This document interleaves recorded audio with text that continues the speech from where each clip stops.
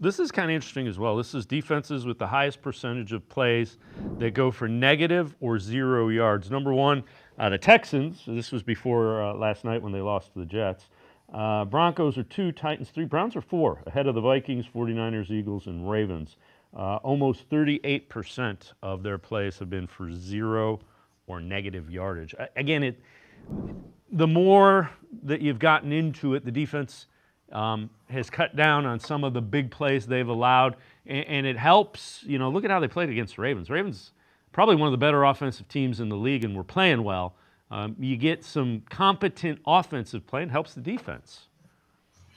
Yeah, I can't think of a game this year where the defense hasn't at least started well. Obviously, they may give up some points in the first half and some things like that, but they've always looked competent out there to begin the games, and it always seems like things just kind of wear on them, and that's where they kind of go downhill. But those last couple of games coming into this past week, they had been really good. They just got absolutely no help. I mean, you think about the fact that they held the Cincinnati Bengals to 14 offensive points, and I know the Bengals struggled a little bit against the Eagles, but they had come into that game pretty hot. Like Joe Burrow has been outscoring a lot of people because his defense isn't very good.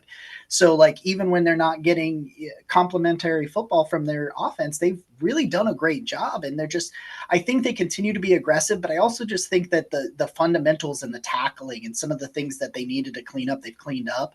And I think Jim Schwartz has finally thrown some of those changeups in there. We've seen a couple of games where he's played a ton of zone coverage and it worked really well because that's just what was dictated based on the offense he was going up against.